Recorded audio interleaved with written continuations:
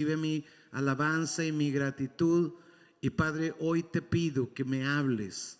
Háblame hoy a mi corazón y cámbialo de adentro hacia afuera, Padre. Cambia mi corazón. Te lo pido en el nombre de Cristo Jesús. Ayúdame a entender lo que batallo para entender. Y Padre, que cada palabra me cambie hoy. Espíritu Santo, sé nuestro maestro. Te lo pedimos en el nombre de Cristo Jesús. Amén, amén y amén. ¿Cuántos dicen amén? Amén. Bueno, hoy voy a pedir a Carlos y María Guadalupe. Ellos vienen a presentar delante de Dios a Miren Araceli. Y voy a pedir que pasen. Bueno, a ustedes les invito a sentarse. Pónganse cómodos, ya los iba a dejar. Como yo estoy parado, digo, bueno, pues todos iguales. Entonces, vamos a presentar a Miren Araceli y voy a pedir a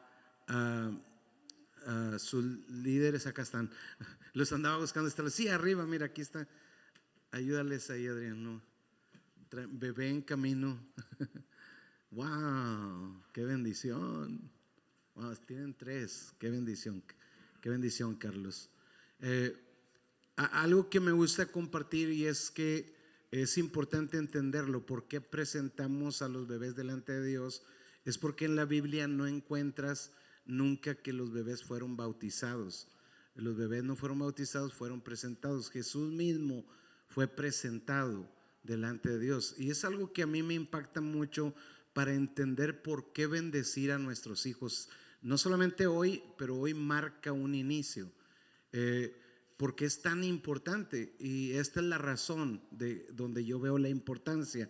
Jesús, digamos, es donde aprendemos que los niños son presentados. Jesús, cuando nació, no fue bautizado sino hasta los 30 años fue bautizado, porque el bautismo es seña de arrepentimiento, y solo nos arrepentimos cuando tenemos la capacidad de arrepentirnos. Pero Jesús fue presentado, y esa es la parte donde entiendes la bendición hacia los hijos. Y es que aunque Jesús es el Hijo de Dios, y todos sabemos que pues era bendito, era bendecido antes de nacer, pero Dios preparó un anciano y una anciana, y hoy y hoy ustedes no son esos ancianos. Adrián y Arge, no por ancianos, pero en la fe sí. Estaban estas 2 personas, y dice que tomaron al bebé y lo bendijeron. Y Jesús era el bebé, de verdad, sí. Pensé que dijo no. Pero fue bendecido, y bendecir es hablar palabras. Por ejemplo, hablaron de su destino. Está para caída y levantamiento de muchos. Era como una palabra profética, se profetizó. O sea que nuestros hijos, no basta con cuidarlos, tenemos que profetizar sobre ellos. Tenemos que bendecirlos continuamente. Entonces, cuando él fue presentado, Jesús, se le bendijo. Aunque es el Hijo de Dios y era bendecido y todo, se necesitó una bendición. Era como la entrada a la tierra. Así también hoy vamos que se llama, yo creo que lo escriben Jireh. Oh, Jireh, como Jehová Jireh. Sí, y lo escribí mal. Me lo autocorrigió, porque yo me acuerdo, dije, si yo lo puse era de otra manera, y ahorita que lo voy mirando dije, miren por qué dice eso. Jireh Araceli. Entonces, que Dios va a bendecir a Jireh Araceli, y que va a bendecir a sus papás con sabiduría, con inteligencia, no solamente para guiar a Jireh, pero también a los demás niños, que Dios les va a dar, y que Dios los va a bendecir con esa sabiduría. ¿Qué le parece si extiende su mano derecha hacia acá y ora conmigo y dice: Padre eterno, en el nombre de Jesucristo, hoy presentamos delante de ti a Jireh. Te pedimos que tú la tomes en tus manos, que tu gracia esté sobre ella. Abre una puerta de bendición en la vida de ella todos los días de su vida, con salud, con protección, con prosperidad en cada área de su vida. Padre, hoy la bendecimos, que su destino será de bendición sobre esta tierra. Padre, que cada miembro de la familia sea bendecido y sea guardado por ti, en el nombre de Jesús. Que el ángel de Jehová acampe alrededor de ellos. Hoy los bendecimos, Padre. Hoy bendecimos a sus papás, hoy bendecimos a Carlos y a María, y los bendecimos con sabiduría, con inteligencia, con conocimiento y revelación de tu palabra, para que ellos puedan guiar a cada uno de sus hijos. Los bendecimos en el nombre de Cristo Jesús y te damos gracias por lo que tú harás en ellos, y que todo lo del pasado, todo lo que el enemigo trató de destruirles, será, Dios mío, cancelado por el poder de la sangre de Cristo, y que se levanta una nueva herencia en el nombre de Cristo Jesús, la herencia de Jesucristo en esta familia sacerdotal, en el nombre de Cristo Jesús. Amén, amén y amén. Felicidades, Carlos. Felicidades, María. Felicidades, ¿cómo te llamas? Aquiles. Emanuel. Ay, bueno, okay. Era así. Hola, Andrea y Jirey. Dios te bendiga, Jirey. Bueno, Dios les bendiga, mucho gusto. Un aplauso.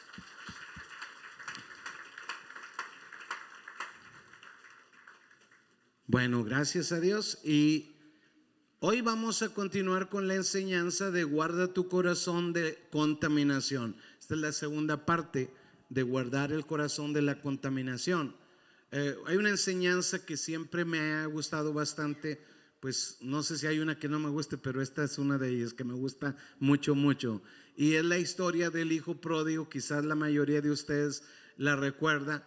El hijo pródigo ya no estaba feliz en la casa, y le dice al padre, el padre que tenía dos hijos, uno se queda en la casa y el otro le dice: padre, ya no estoy contento aquí, me quiero ir de la casa, quiero que me den la herencia que me corresponde y me voy a ir de la casa. Y el padre le dio la herencia y no lo detuvo. Y eso nos habla de que Dios respeta nuestro libre albedrío. O sea, Dios respeta nuestra decisión. No quiere decir que está bien que el hijo pródigo se fuera, pero el padre respetó su decisión. Dios nunca te va a obligar a hacer algo que no quieres hacer. Dios, tus papás te pueden obligar, pero Dios no. Amén. O sea, Dios nunca obliga a nadie a hacer algo que no quiere hacer. Dios respeta el libre albedrío, así que él le dice el hijo pródigo: ya no estoy a gusto aquí, me voy de la casa. Y el padre le da la herencia y él se va de la casa. Y después de eso, él se va a una provincia apartada y vive desordenadamente y disfruta de todas las riquezas que tenía hasta que se le acaba todo lo que tenía, porque siempre se nos va a acabar lo que tenemos cuando nos vamos de Dios. En un punto se acaba.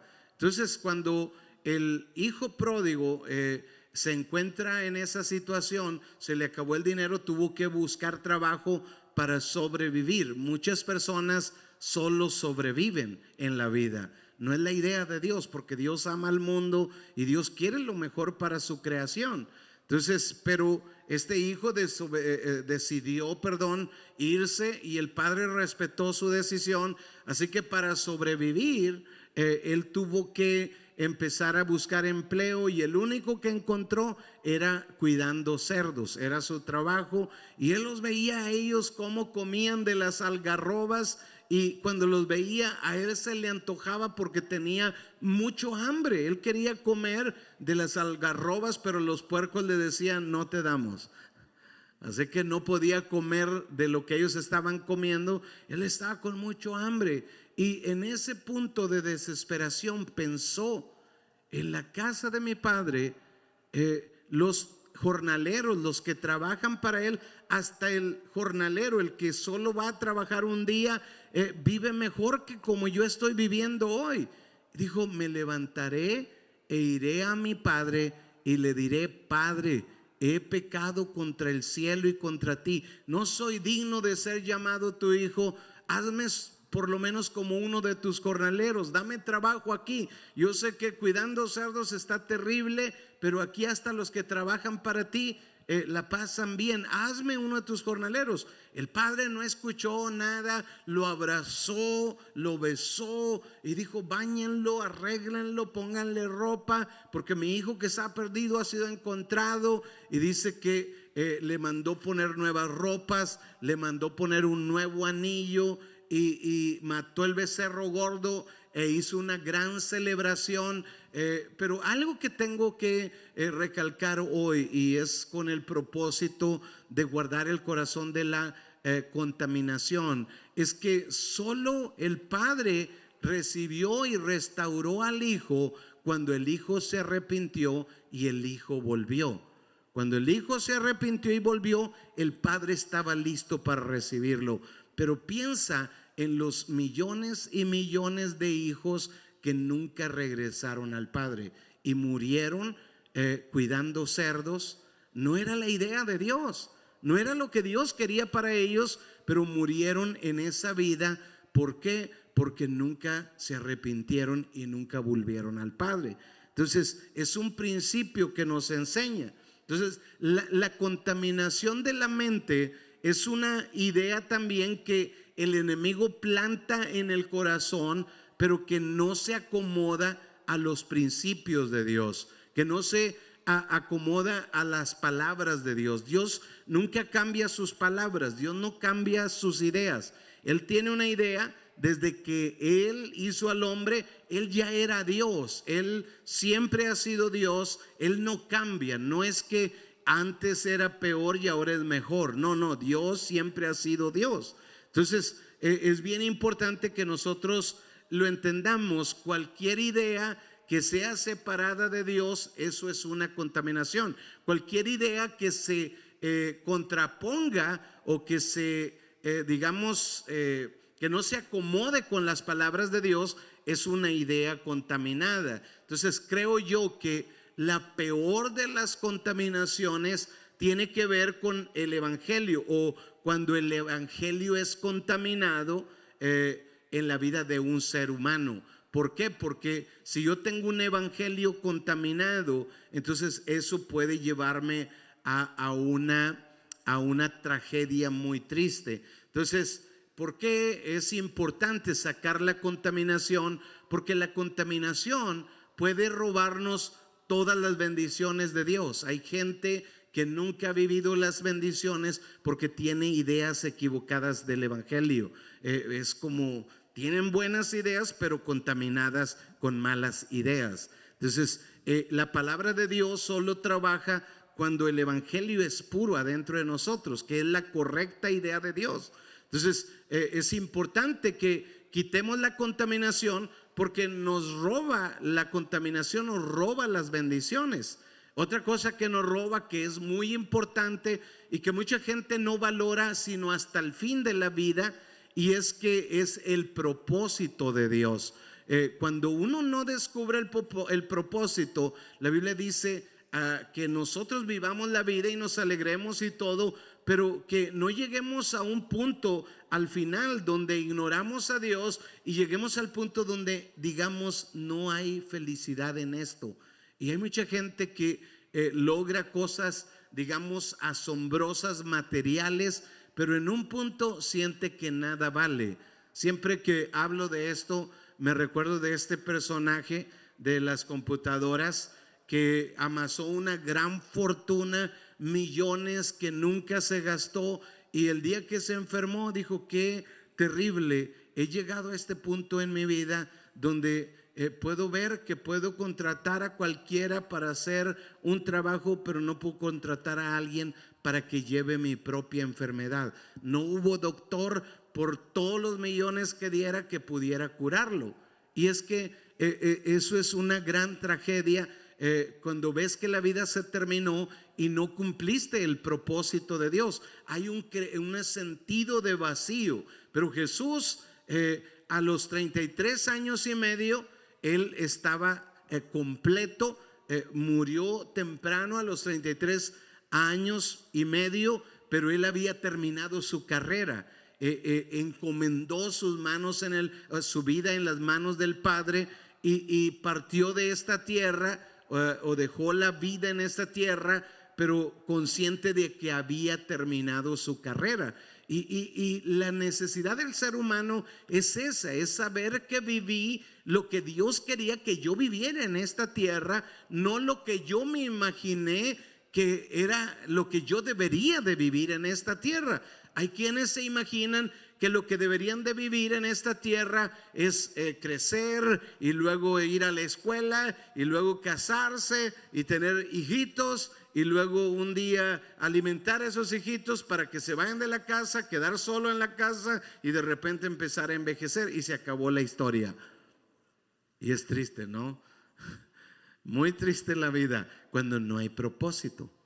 Cuando tú entiendes el propósito de Dios, la vida es emocionante. El día que cierras tus ojos, como dijo uno de los siervos de Dios, he peleado la buena batalla, he acabado la carrera, he guardado la fe, por lo cual me está reservada la corona de parte de Dios. O sea, es cuando vives en el propósito que vas a terminar esta vida y decir, valió la pena haber vivido esta vida. No cuando creaste o procreaste 5 hijos, 10 hijos o un hijo, porque eso es lo peor todavía. Entonces es bien importante que nosotros quitemos la contaminación del evangelio, porque nos roba las bendiciones, nos roba el propósito. Pero la peor de las tragedias es que puede robar la misma salvación. Y eso sí es una de las más terribles cosas, o la más terrible cosa que un ser humano puede vivir. Entonces, esa contaminación que entra en el corazón, la contaminación del evangelio, puede robar esa salvación. Entonces, algunas personas no entienden, no alcanzan a entender que Dios es inmutable. No hay manera de que Dios cambie. Como Dios determinó las cosas en el principio, así van a permanecer hasta el final. Entonces muchas personas piensan que el pecado es algo que Dios va a permitir y va a tolerar, y por ser el evangelio entonces no va a pasar nada porque Él nos ama tanto. No, tenemos que entender que Dios amó toda su creación desde el principio. Cuando el tiempo de Noé, Dios amaba a toda esa generación. Eran miles y cientos de miles y aún millones de personas que vivían en los tiempos de Noé. Pero cuando Noé les predicó la palabra, no la creyeron, y aún así Dios tuvo con todo su amor que destruir toda una generación. Escucha bien, Dios ama a todos. No hay un ser tan despreciable que Dios no pueda amar. Dios ama a todos. Diga conmigo, Dios ama a todos. Hay veces que no podemos entender cómo es posible que Dios ame a esa persona que cometió un crimen tan grave y que está en la cárcel o que anda por ahí libre. ¿Cómo es posible que Dios pueda perdonar? Bueno, es que Dios es amor. Dios es amor, pero también Dios era amor cuando mandó el diluvio. Dios no cambia, Dios no cambia. Dios era amor, Dios es amor y Dios será amor. Él no va a cambiar, y era amor cuando Él envió el diluvio y mucha gente murió. Y no es que Dios ahí no era amor, no, Dios era amor. Dios es inmutable. Diga conmigo, Dios es inmutable. Entonces, si hemos recibido esa bendición de ser encontrados por Jesús, entonces no podemos menospreciar esa bendición. Ahora, sé que muchas personas tenemos la idea como si nosotros encontramos a Cristo. No, nadie de nosotros encontró a Cristo. En realidad encontramos a Cristo porque Él nos encontró primero. Él fue el que vino a buscarnos. Él fue el que permitió que esa persona nos llamara. Hay veces pienso en la misericordia de Dios. Mi papá tenía 14 años más o menos cuando conoció a Jesucristo y tuvo su primer Biblia en aquel tiempo. Y cuando tenía esa edad, él comete un error y se va de la iglesia y nunca más vuelve y se va a vivir su vida de la manera que él pensaba. Pero a los años de eso, él se casa, tiene una familia, nosotros éramos niños y mi mamá se encuentra por ahí entre las cosas antiguas de mi papá, una Biblia antigua, y empieza a leer esa Biblia. Ahí en la casa, cuando mi papá se iba a trabajar, ella leía la Biblia y ahí empieza a encontrar las instrucciones de Dios, lo que quiere decir el evangelio, y Dios la guía a una iglesia y es como ella recibe la instrucción más clara de cómo seguir a Cristo. Y siempre pienso, ¿cómo es la gracia de Dios? No solamente escogió a mi papá, escogió a mi mamá y luego yo nací en esa familia. No es algo que hice, es su misericordia que me encontró a mí. Así como su misericordia me encontró a ti, su misericordia te encontró a ti. No teníamos una chance, no teníamos una oportunidad, no pertenecíamos al pueblo de Dios, no éramos descendientes de Abraham, de Isaac, de Jacob, pero Dios se acercó a nosotros de una manera tan hermosa, tan gloriosa, que eso debería de mantenernos con gratitud en nuestros corazones. ¿Cuántos dicen amén? Entonces, si hemos recibido esa gracia, eso es el evangelio. Deberíamos de valorarlo a ese nivel de gratitud, de donde nosotros protejamos eso que hemos recibido. Dile al que está a tu lado, protege lo que has recibido. Nuestra vida no tenía esperanza. La Biblia dice que cada ser humano carga consigo la herencia de sus padres, no la herencia de dinero, más de las veces, desafortunadamente, pero sí la herencia de pecado, la herencia de maldición de nuestros padres, de nuestros abuelos, de nuestros bisabuelos y de nuestros tatarabuelos. Es lo que enseña la Biblia.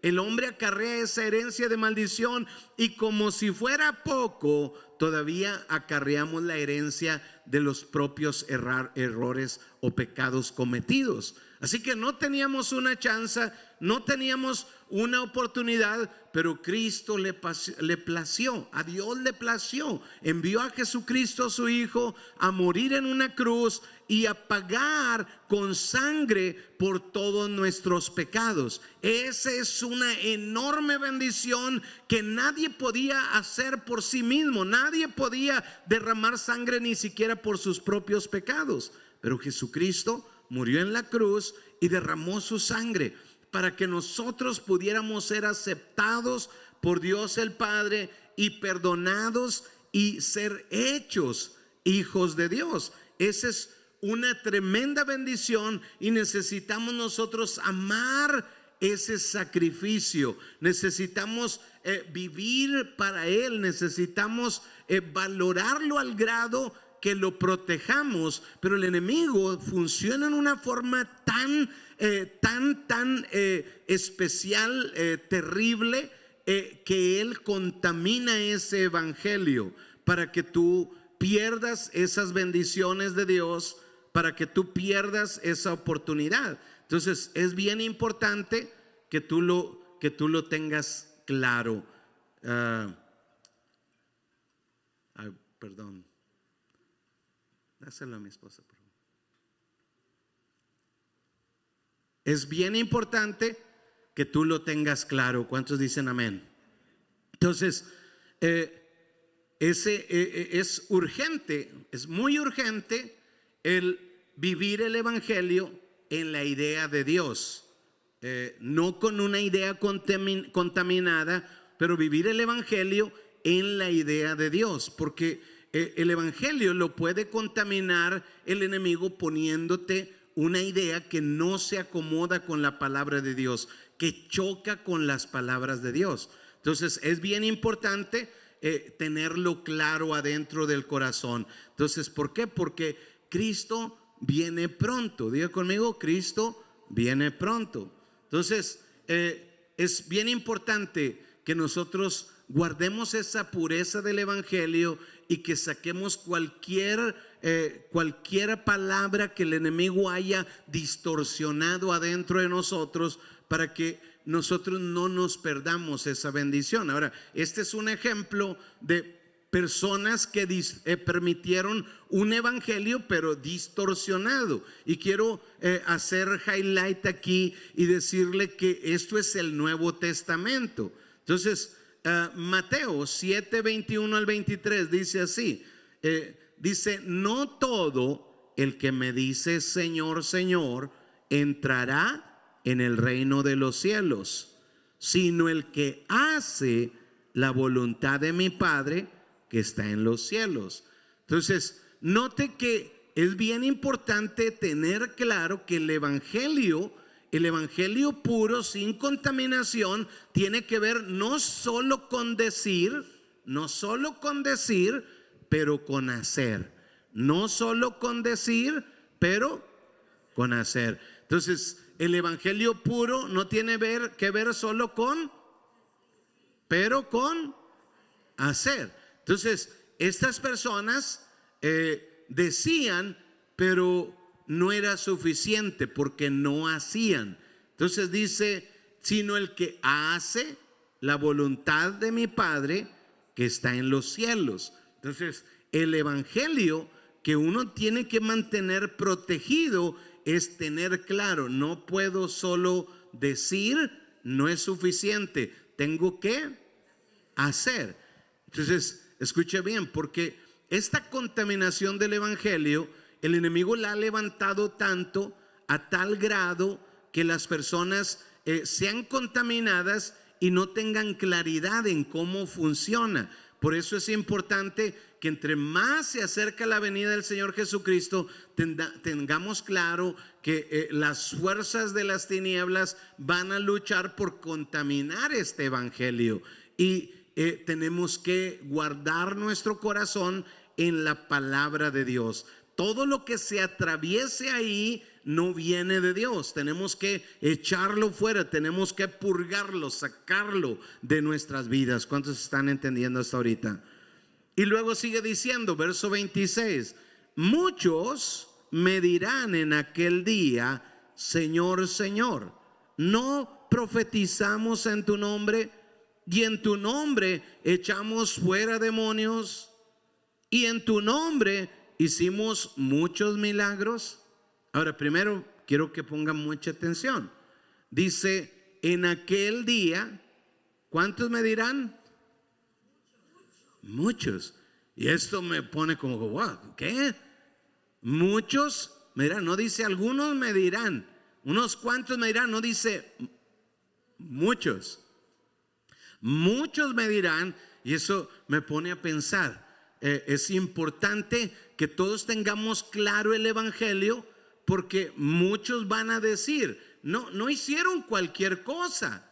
No, y también me ayuda esto para poder ponerle a usted como ese protección en su cerebro, en su corazón, esa protección de que no todo lo que usted escucha en internet es puro. Es importante que usted lo tenga claro. Hay personas que son muy carismáticas y que empiezan a desenfocar el evangelio de Jesucristo a un nivel equivocado, y es importante. No siempre es acerca de sentirse motivado, no siempre es acerca de la conquista de lo terrenal, no siempre se trata de sentirse bien con uno mismo. No se trata de eso el evangelio. El evangelio se trata de hacer lo que es correcto. Diga conmigo: no el que me diga, pero el que haga. Entonces, hay veces que nosotros nos impresionamos con el que hace milagros, con el que echa fuera demonios. Nos impresiona, y la gente quiere seguir a quien hace muchos milagros. No dice que milagros, dice el que hace muchos milagros. Otro profetizaba y otro echara fuera demonios. Eran tres cosas que son tan vistosas que cualquiera le llama la atención, y tú puedes poner tu oído a una persona que profetiza, a una persona que echa fuera demonios, a una persona que hace muchos milagros, pero hacer lo incorrecto. No solamente tú, pero la persona que hizo los milagros, que echó fuera demonios, y que profetizó. Es importante como para decir, caray, no todo es como se parece. Tengo que asegurarme que está en la palabra de Dios lo que estoy escuchando. ¿Cuántos están entendiendo hasta ahorita? Entonces, es bien importante entonces, porque yo no quiero ser de esos muchos. Dile al que está a tu lado, yo no quiero que seas de esos muchos. Porque esos muchos le dirían, en tu nombre hicimos todas estas cosas, y entonces, verso 27, les declararé, nunca os conocí, apartaos de mí, hacedores de maldad. O sea que hay veces que el que echa fuera demonios, el que profetiza y el que hace milagros, hay veces que está equivocado. Y hay veces que el que sigue a este que hace esto está también equivocado. ¿Cómo tengo que saber? Es cómo está en la palabra escrito. ¿Cuál es lo correcto? Si yo acepto la desobediencia, la rebelión en el corazón, yo me puedo ir de esta iglesia a otra iglesia, pero si eso va dentro de mí, ya voy contaminado con eso. No es hasta que me arrepiento y regreso y pido perdón, es cuando yo empiezo a limpiarme de la contaminación. Entonces, es bien importante que nosotros lo tengamos claros, porque entonces dice, les declararé, nunca os conocí, apartados de mí, hacedores de maldad. Entonces, recuerde, esto es algo que me ha importado mucho compartir en este tiempo, porque Dios lo puso así en mi corazón. Mi meta cuando yo predico esto, para nada es asustarle, porque de hecho reprendo el miedo en el nombre de Jesús. Diga amén. No es asustar a nadie, no es mi meta, es ayudarle a usted a entender cómo es el evangelio, cómo funciona el evangelio en la Biblia, no en las personas alrededor, no, en la Biblia, en la palabra de Dios. Entonces, el miedo no es algo que nos aleja del mal, no es algo que nos ayuda a componernos. El miedo no es algo que nos restaura. El miedo no es algo que te va a sacar de hacer lo malo. Tú puedes tener mucho miedo en la noche y al otro día se te olvida todo el miedo. Y otra vez en la noche tienes mucho miedo. Yo viví así por 10 años de mi vida con mucho miedo, pero siempre al otro día volví a hacer lo malo. ¿Sabe por qué? Porque el miedo no viene de Dios. El miedo no viene de Dios, no es una herramienta que cambia. La Biblia dice que solo podemos amar a Dios cuando recibimos su amor. Dice, le amamos a Él porque Él nos amó primero. Entonces, si yo quiero cambiar, miedo no funciona. Pero es importante la información para que usted saque la contaminación y entonces se enamore de Dios de una manera correcta. ¿Cuántos están entendiendo hasta ahorita? Entonces, ¿por qué somos obedientes? ¿Por qué hacemos lo correcto? Eso es amarle a usted. El enseñarle a esto es porque cada vez, entre más pasan los años, yo voy entendiendo cuál es mi función. Dios me llamó a ser un pastor, y un pastor va dirigiendo al rebaño y lo va guiando al lugar correcto, al lugar seguro. Lo va llevando al alimento correcto. Entonces, cada vez que yo lo entiendo, yo quiero, Dios, que nadie se pierda, que todos entiendan y que nadie sea mal dirigido, mal guiado a un lugar incorrecto. Porque ahora hay mucha información. Vas a YouTube y te pones a escuchar las predicaciones de muchas personas y uno te va a levantar el ánimo y te vas a sentir todo un león, pero la vida no te cambia. Entonces, ¿qué importa que te sientas todo un león si la vida no te cambia?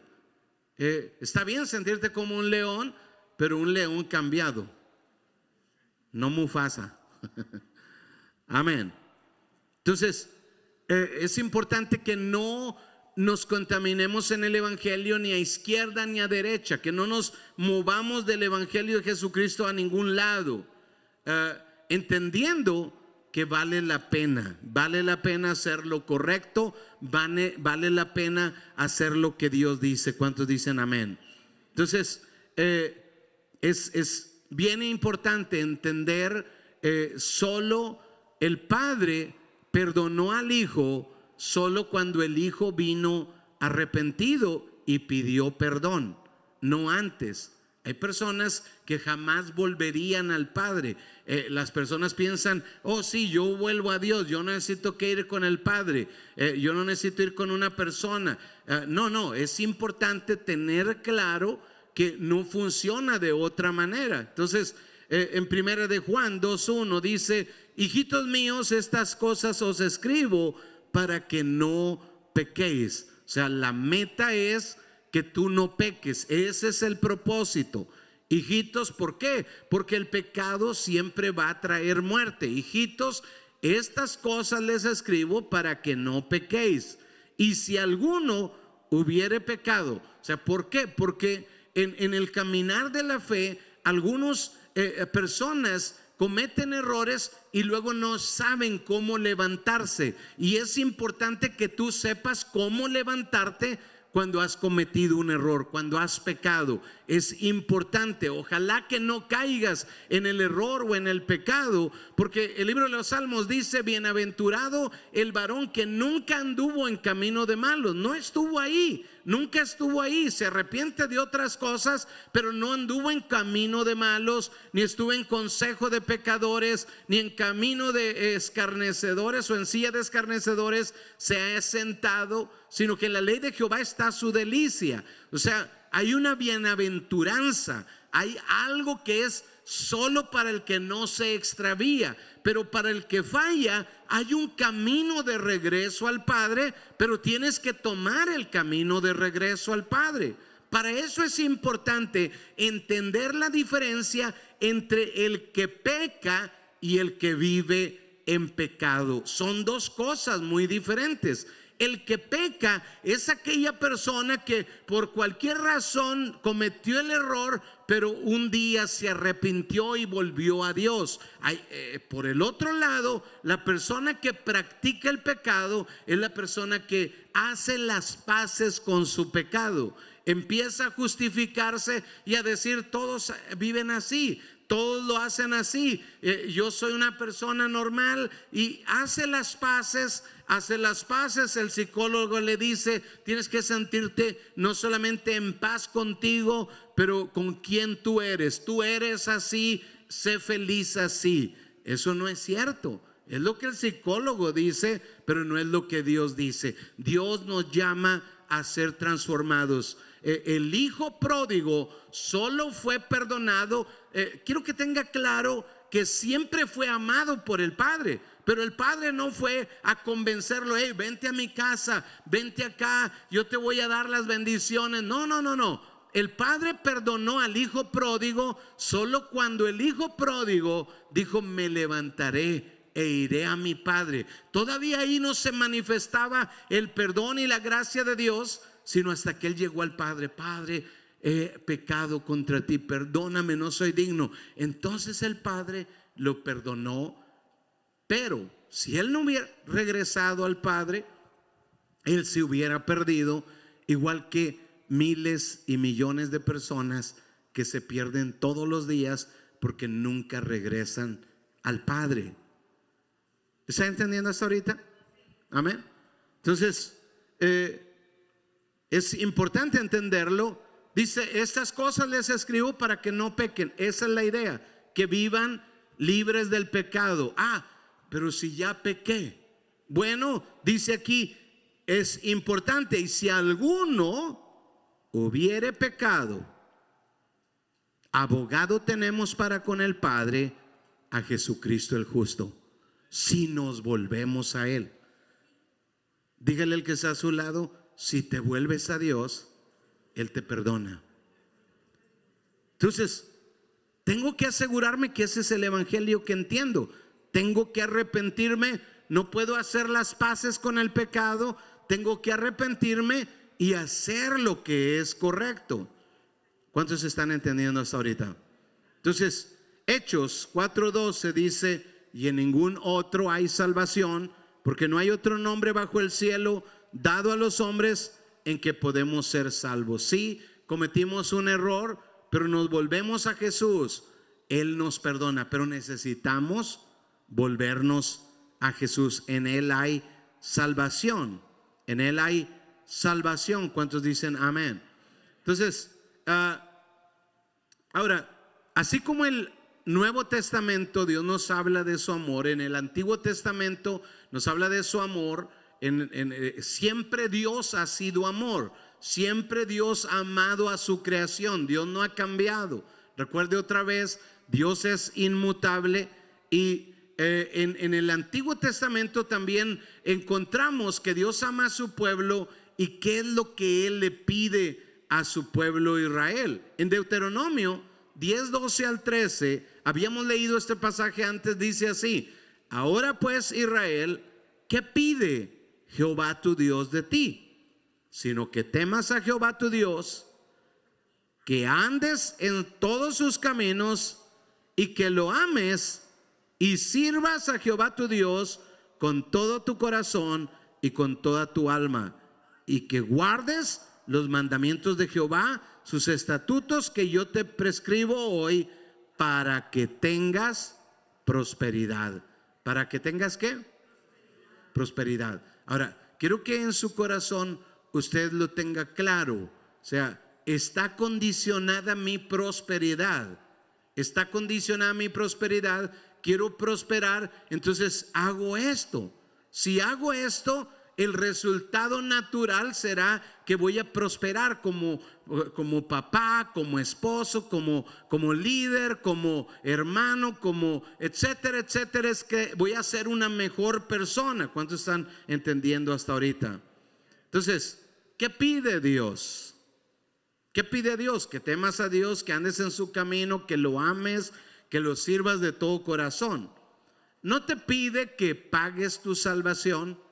No te pide que mueras por tus pecados. Es simple. Te pide algo sencillo, algo que puedes hacer. Es importante entender que Dios nunca te pediría hacer algo que Él sepa que no puedes hacer. Él no te pide que hagas algo que no puedes hacer. Si Él te pide que hagas algo, es porque Él sabe que puedes hacerlo. Pero también es importante entender que Dios no ha cambiado de idea. Dios sigue pidiendo algo. Él dice: yo te quiero prosperar, pero te pido esto. Esto es lo que quiero que tú hagas. No es solo porque Dios dice: bueno, ¿sabes qué? Yo no sé si usted conoce a alguien que le molesta cuando alguien hace. ¿Sí? Ay, es que a mí me molesta cuando alguien hace. No es que Dios diga: es que a mí me molesta y me pone de malas cuando tú pecas. No, si Dios es más fuerte que eso. Amén. Entonces, ¿por qué nos pide que no pequemos y que hagamos lo correcto? No es que a Él le molesta que nosotros pequemos, no.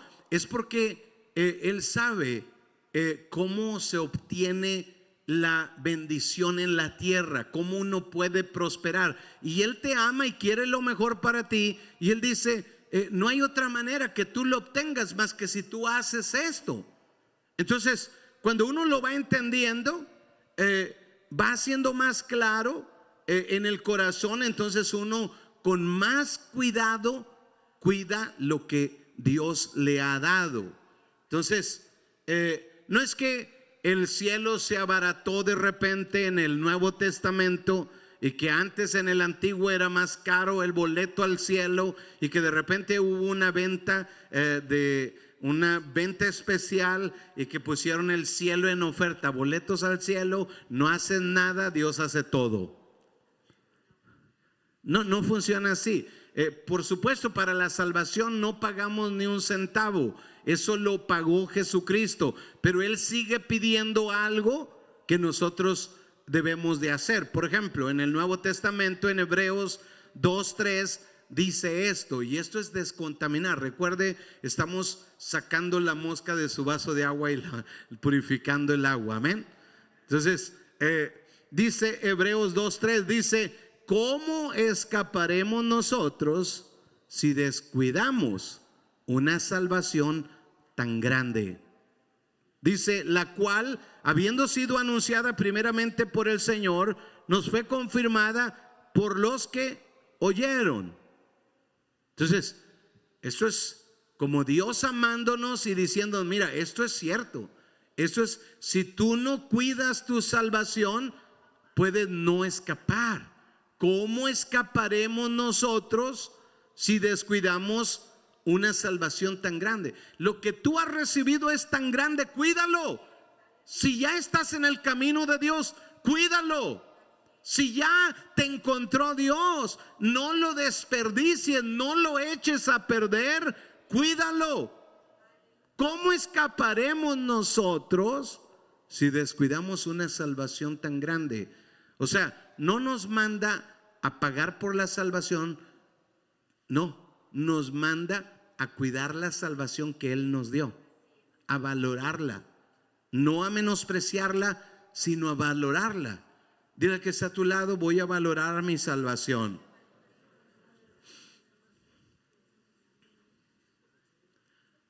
Recuerda, ¿qué pide el Padre de nosotros? Bueno, número 1, mantén el temor de Jehová en tu corazón. Mantén el temor de Jehová en tu corazón. ¿Qué pasa cuando una persona mantiene el temor de Dios en el corazón? Para mí el temor de Dios es algo que tú decides mantener. Con la búsqueda de Dios, con el enamoramiento con Dios, tú decides mantener el temor de Jehová, como diciendo: todo lo que Dios dice es verdad. Si Él dice el pecado trae muerte, entonces el pecado trae muerte. No voy a contaminar esa idea. Pero en mi caso no, porque a Dios me ama a mí más. Los de diluvio, yo creo que les cayó el diluvio porque estaban feos y nosotros somos más guapos. Pues no, Dios amó a los de antes y Dios ama a los de ahora, pero igual no los puede salvar si no entienden qué es lo que pide Jehová de ellos. ¿Qué pasa cuando una persona mantiene el temor de Jehová? Proverbios 16:6 dice: con misericordia y verdad se corrige el pecado, y con el temor de Jehová los hombres se apartan del mal. ¿Qué me hace el temor de Jehová dentro de mi corazón? Si la contaminación me llevó a disminuirle al temor de Jehová, como si el evangelio fuera algo barato, pero empiezo a decir: no, yo tengo que cuidarlo, tengo que protegerlo, entonces me lleva a santificarme y por lo tanto no quiero pecar. No quiero pecar. ¿Por qué? Porque el pecado puede robarme mi bendición, mi destino, mi propósito y mi salvación aún. Es peligroso. Entonces, no juego con el pecado. No es que no eres tentado por el pecado. Si estás vivo, vives la tentación del pecado. Si estás respirando, eres tentado, pero una cosa es ser tentado y otra cosa es caer en la tentación. Entonces Dios te quiere librar de la tentación y la única manera es que el temor de Dios lo mantengas en el nivel correcto. Todo lo que Dios dijo es cierto. Voy a hacer lo que Él me dice porque yo quiero mi bendición, yo quiero mi propósito, yo quiero mi salvación. ¿Cómo escaparemos nosotros si descuidamos una salvación tan grande? O sea, te dio una cosa tan valiosa, no la descuides, no la eches a perder. Lo que Dios te dio es muy valioso. ¿Cuántos dicen amén? Entonces, pero empieza el versículo diciendo: con misericordia y verdad se corrige el pecado. Y eso me llama mucho la atención en cuanto al temor de Jehová. Porque una persona que no tenía el temor de Jehová puede caer en el error, en el pecado. Pero una persona que cae puede ser restaurada. ¿Cuántos dicen amén? Entonces, pero no será restaurada hasta que, como el hijo pródigo, venga al padre y le diga: Padre, he pecado. Hay personas que prefieren irse a otra iglesia donde nadie los conozca, pero jamás decir: he pecado contra el cielo y contra ti. ¿Está entendiendo? Entonces, es bien importante que lo tengamos claro. Si una persona que pecó, pero con misericordia y verdad se corrige el pecado. Si el pecado se corrige, si una persona puede corregir su vida, si hay restauración en Cristo. ¿Cuántos dicen amén? Esto es lo que hacemos en la iglesia, pero no lo menospreciamos la salvación, no la tomemos como algo cualquiera. ¿Por qué? Porque en cualquier momento Cristo viene y no estaríamos preparados. Entonces es bien importante corregir el pecado, y se necesita misericordia, pero también verdad. Y hay veces que la gente está impuesta a misericordia, misericordia, misericordia. Como cuando un niño te dice: quiero un dulce, quiero un dulce, quiero un dulce, quiero un dulce. Y el papá: sí, bueno, ándale, bueno, ok, pura misericordia. Pero verdad es, se te van a caer los dientes. Verdad es, hay una epidemia ahorita de niños chiquitos con enfermedades provenientes de tanta azúcar. Hay niños chiquitos con diabetes tipo 2 desde niños. ¿Por qué? Porque los papás quisieron pura misericordia y nada de verdad. Entonces, ¿con qué cosa se corrige el pecado? Las dos cosas juntas. No puede ser solo misericordia. Entonces, por eso yo prefiero a veces encontrar que a alguien no le guste que yo diga una palabra de estas y que no se sienta cómodo. Prefiero decir lo que Dios quiere que diga y agradarle a Dios, aunque le desagrade a personas, que agradarle a personas pero desagradarle a Dios. Entonces nunca intente agradar a las personas antes que a Dios. ¿Cuántos dicen amén? Entonces, si usted tiene a sus hijos, dígale: te voy a agradar primero a Dios y luego a ustedes. Amén.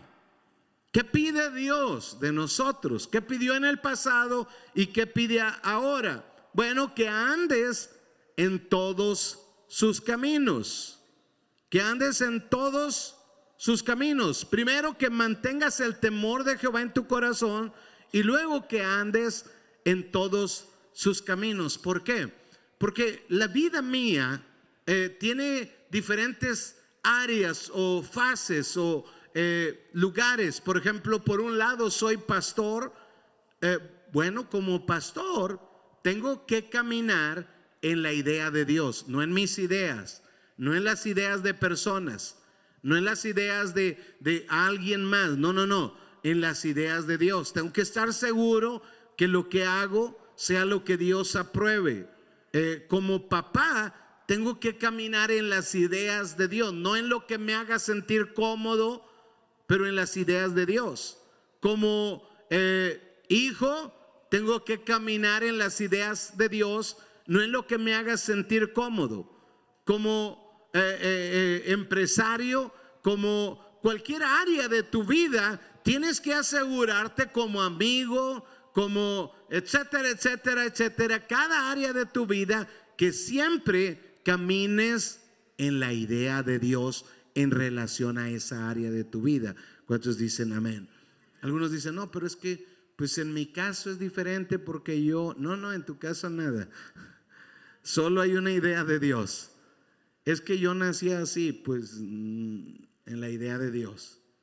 Diga conmigo: en la idea de Dios. Es que no hay en la idea de Dios. ¿Cuántos dicen amén? Entonces, ¿qué pide? ¿Qué pide Dios de mí? Y lo dice que lo ames, que lo ames. Y esa parte es bien interesante porque creo que amar no es algo que se nos da normalmente. Amar no es algo tan simple. Tenemos que aprender a amar. Y bueno, me encanta el ejemplo de cómo Jesús le enseña a Pedro a amar, porque Pedro pensaba que él sabía amar y le dice a Jesús: Jesús, yo te amo tanto que iría por ti hasta la muerte. Yo te amo a ese nivel. Jesús le dice: Pedro, déjame decirte una cosa, Pedro, antes que el gallo cante una vez, tú me habrás negado 3 veces esta noche. Pedro dijo: no, aunque todos se vayan, yo voy a estar ahí contigo porque yo te amo así. Pues viene la primera oportunidad y él niega a Jesús. Segunda oportunidad, niega a Jesús. Tercera oportunidad, niega a Jesús y el gallo canta. Cuando oye el canto del gallo, se recuerda lo que Jesús le había dicho.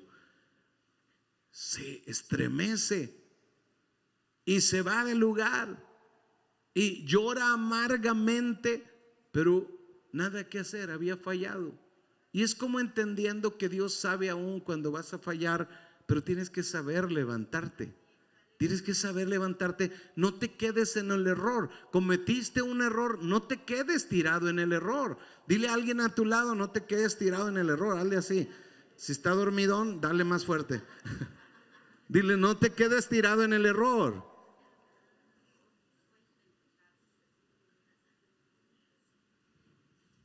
Y le enseña a Pedro cómo amarlo a él.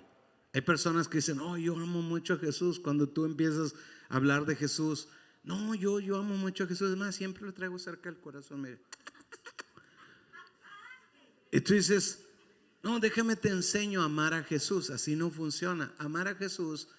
Jesús habla con Pedro finalmente, después de que Pedro lo había negado 3 veces, y le dice: Pedro, ¿me amas?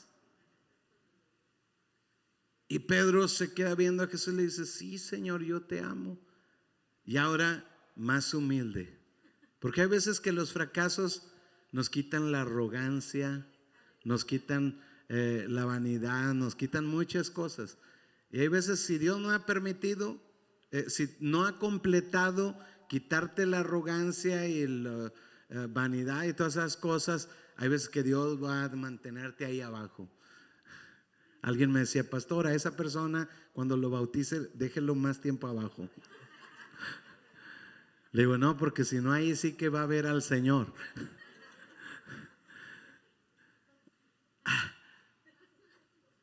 Necesitamos tener claro en el corazón cómo amar a Dios, y no sabemos. Y Jesús le dice a Pedro: Pedro, ¿me amas? Y Pedro le dice: Señor, sí te amo.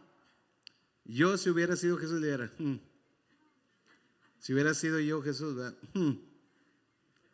pero Jesús le hizo otra vez la pregunta: Pedro, ¿me amas? En la primera, cuando Pedro le dice: sí te amo, le dice Jesús: apacienta mis ovejas. Pasa un momento y Jesús le vuelve a preguntar: Pedro, ¿me amas? Y Pedro le contesta: sí, Señor, te amo. Jesús le dice: apacienta mis corderos. Y luego por tercera vez le vuelve a preguntar: Pedro, ¿me amas? Se está enseñándolo a amar. ¿Cómo amar a Jesús? ¿Cómo amar a Jesús? Si tú no sabes amar a Jesús y no sabes cómo amarlo, hoy vas a aprender. Así que Pedro le pregunta, le dice por tercera vez: Señor, si te amo, tú lo sabes todo. Y le dice: apacienta mis ovejas. Entonces, lo que aprendemos es que Jesús le enseña a Pedro: tú no dices me amas, tú haces me amas. Amar no se dice, se hace. Entonces, ¿cómo lo vas a hacer? Apacientas a mis ovejas, apacientas a mis corderos, apacientas a mis ovejas. Si tú lo haces, entonces tú estás amando a Jesús. Por eso, cuando yo apaciento ovejas o corderos, puedo amar a Dios, estoy amando a Dios. Por eso puedo resistir algunas cosas, porque estoy amando a Dios. Diga conmigo, estoy amando a Dios. Cuando lo hago, viene el otro punto. ¿Qué pide Dios de nosotros? Que le sirvas de todo corazón.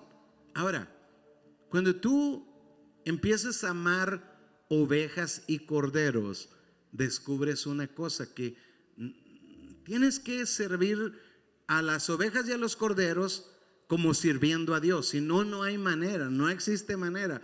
Porque hay una naturaleza en las ovejas y en los corderos. Les gusta dar topes. Sí, si usted viera, yo no sabía cómo se decía topes en inglés, apenas descubrí cómo se decía topes en inglés. No, de hecho la traducción correcta es bump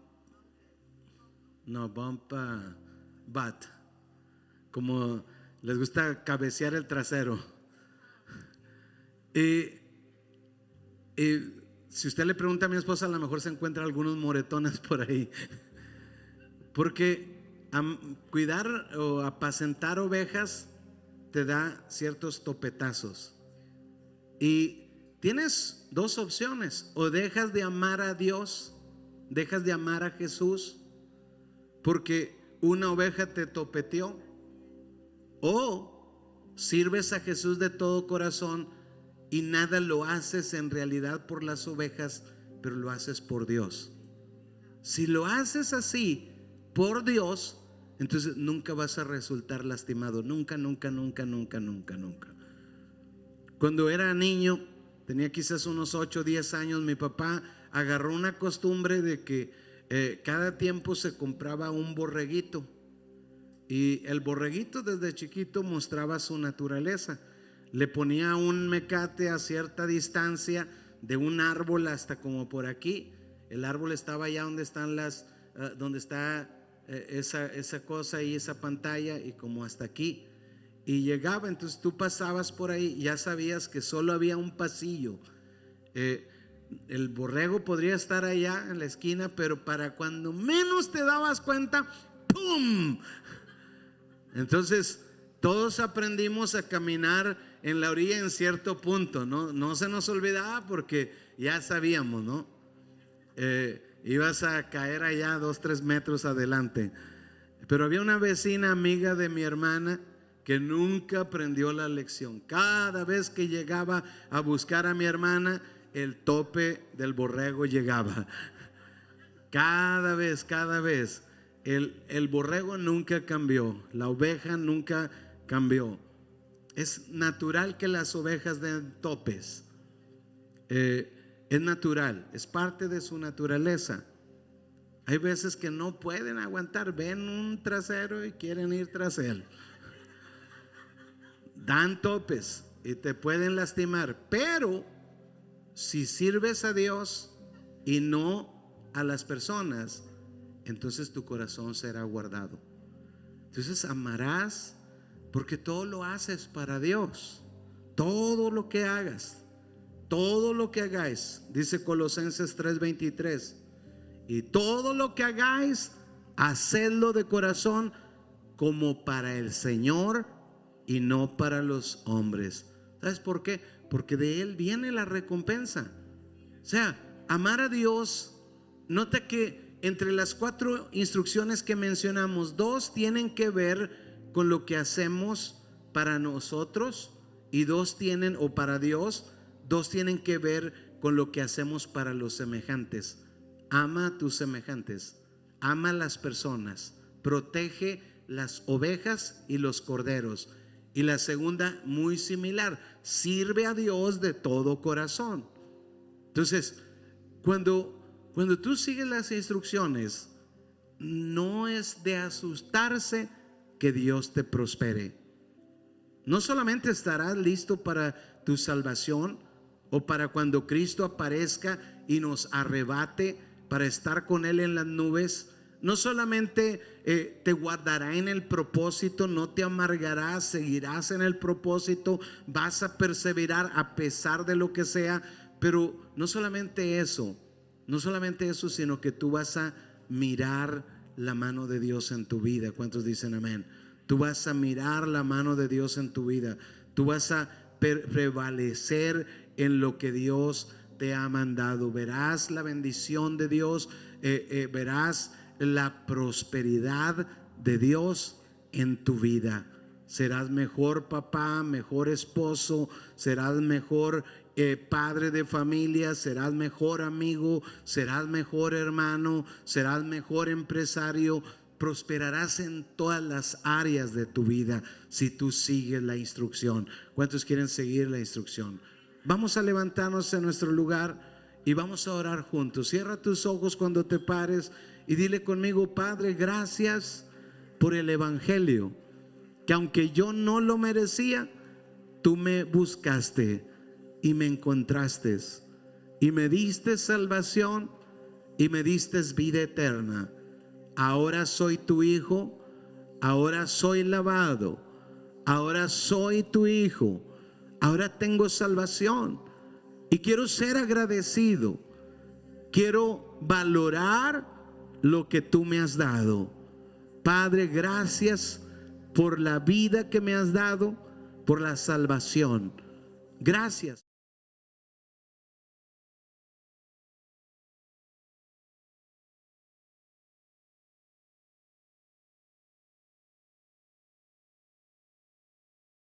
Padre, guárdame libre de contaminación para que nunca descuide lo que tú me has dado, para que siempre proteja lo que tú me has dado, que es valioso. En el nombre de Cristo Jesús, guárdame siempre, Padre, haciendo tu voluntad. Gracias por venir a mi corazón. Gracias por escuchar mi oración. En el nombre de Cristo Jesús. Amén, amén y amén. ¿Cuántos dicen amén? Amén.